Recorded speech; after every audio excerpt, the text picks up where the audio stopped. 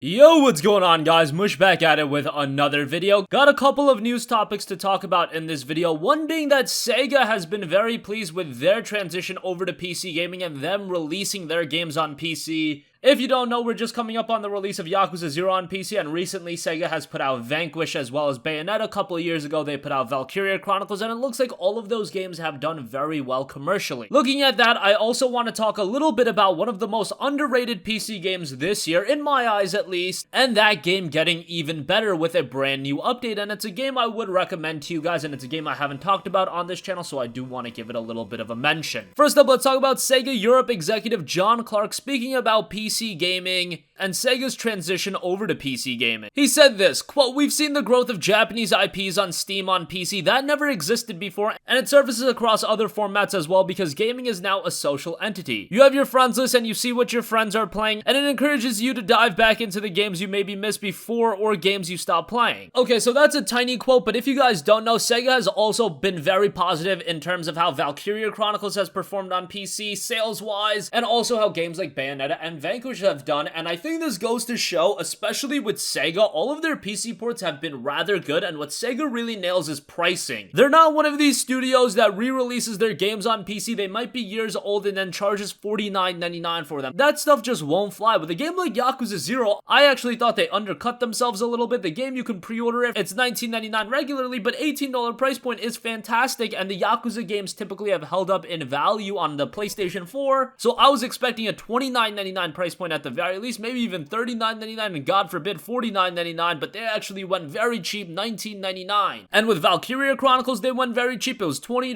Bayonetta and Vanquish, same thing, and they have all done rather well commercially. I mean, I've been beating this drum for years now, and it seems like just about every third party has jumped on board to PC, and we see pretty much every third party game come over to PC at some point. Even games like Final Fantasy 15, I know Kingdom Hearts 3 and Red Dead Redemption 2, there are a few outliers out there. Those games have yet to be confirmed for PC. I imagine that RDR2 will see a PC release at some point, and Kingdom Hearts 3 I am almost positive will. Square Enix has released every single franchise that they have except for Kingdom Hearts. We have Dragon Quest on PC, we have Final Fantasy on PC, we have Nier on PC. The only one we're really missing is Kingdom Hearts, and there might be a few here and there, like Octopath Traveler. Of course, we don't have that on PC. But if a game is released on the PlayStation 4, usually at some point it'll come over to PC as well if it's a Square Enix property. And it's funny to me that Sega says we've seen the growth of Japanese IP on Steam on PC, and he specifically says that never existed before. Well, why did it not exist before? It's because Sega didn't really put out games on PC. Yes, we would see the odd Sonic game here and there on PC. We didn't get games like Valkyria Chronicles on PC, Bayonetta, Vanquish. None of those games were released on PC. I remember back in 2013 when I got into PC gaming, that was one of the big drawbacks to PC, is those Japanese experiences just weren't there. And I'm not even talking about the super weeaboo Japanese games. I'm talking about games like Bayonetta, Final Fantasy, these games that really cater towards a wide audience. These games just wouldn't show up on PC, and it was one of the huge drawbacks, but now that has really been remedied, and it's not really the growth of Japanese IPs on Steam and on PC. The audience was always there, the games just weren't being released. It took you long enough to figure out that if a quality game is released on a platform like Steam, it will sell well. There is one last thing I do want to request from Sega though. Sega does now own a little studio known as Atlus. Atlus put out the amazing Persona 5, one of the best Japanese RPGs of all time. Many consider it to be the best JRPG of all time. At some point, I would like to see that game come over to PC. I know there have been people directly from Atlus saying that Persona 5 will never come to PC. Come on. If there's money to be made with it, I'm sure at some point a PC release will happen. I've seen so many publishers, so many studios say that these games are console exclusive only for now, only for them to come over to PC at some point down the line. The audience is there, and there's so much money to be made with a Persona 5 on PC. I'm sure that game will sell so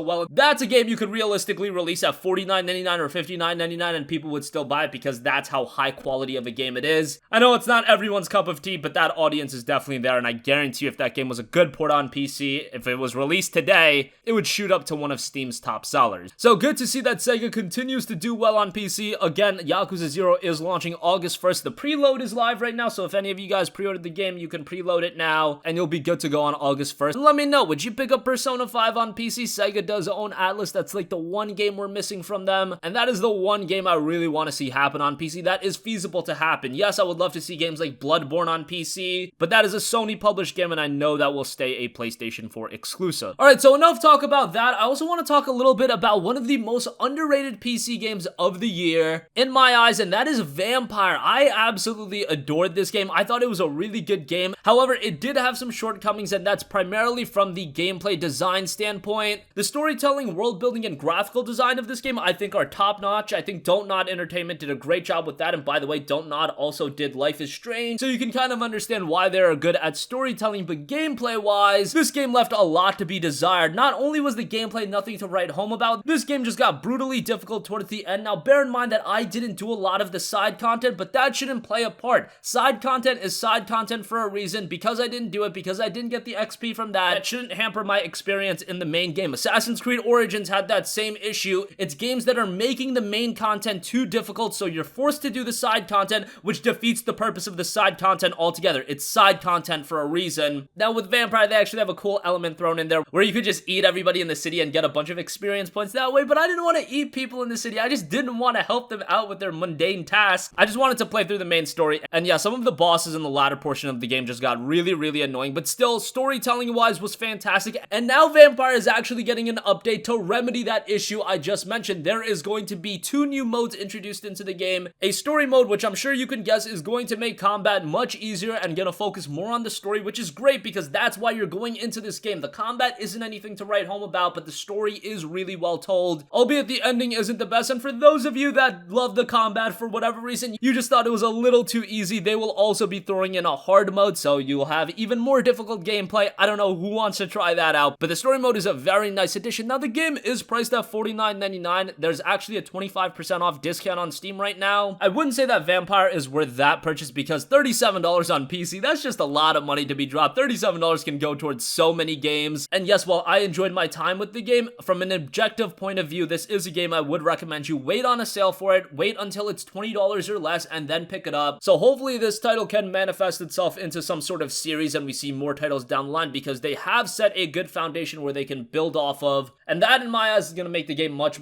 better. Kind of wished I held out on playing the game, but now I can recommend it to you guys even more. But like I said, if you are on a budget, wait for a sale, wait until it's $20 or less, and I think that would be a great price to pick it up for. That's gonna conclude this video, guys. Again, Sega is very pleased with the growth of Japanese IPs on Steam and on PC. Yakuza 0 is out on August 1st, and Vampyr is getting a pretty great update that is introducing a story mode as well as a more difficult hard mode. That story mode is something to be on the lookout for, and I think that's gonna make Vampyr a much better experience. I already thought it was a pretty good game, but now I won't have too many gripes about it either. That's gonna conclude this one. If you guys have a request for a future video, you can leave that in the comment section down below, and I will catch you guys in the next one. Peace out.